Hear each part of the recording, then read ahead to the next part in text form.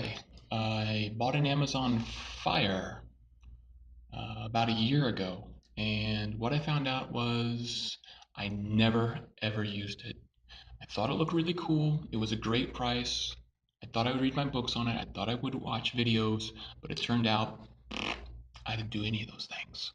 And there are several reasons why. Number one, this thing is extremely slow. It loads apps slow, it types slow, it scrolls slow. Of course, for a book, you don't have to be that fast, but it's still a little bit of a pain in the butt. And once you get a video going, it's fine. But just navigating the system, the UX is very slow. So I didn't like that.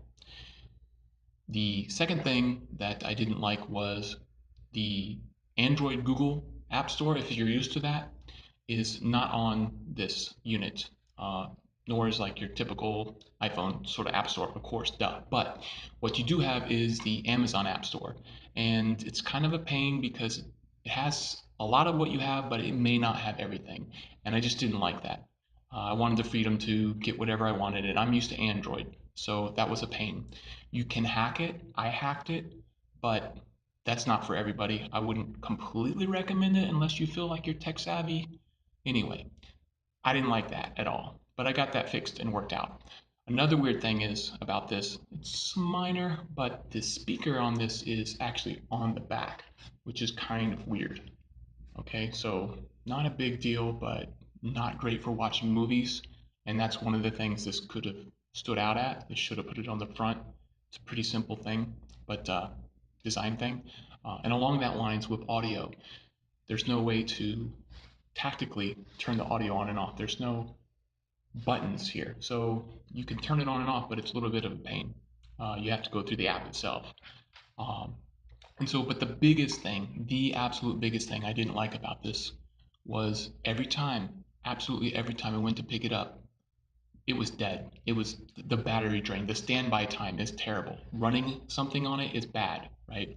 Like a movie or something like that, it's not good. But if you set it down and come back to it the next day, every time I did, it was drained. So I just plugged it in every single time I stopped using it.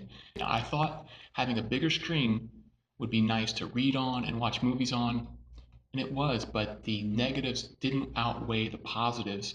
So I just kept using my phone and or going to my laptop if I wanted to watch a movie.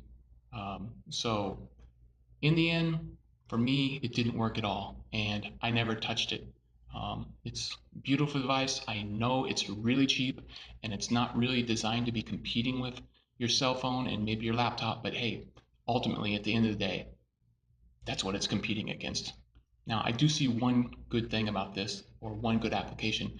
If you have a kid, you could give him this thing and they could play with it and get their games on it and movies.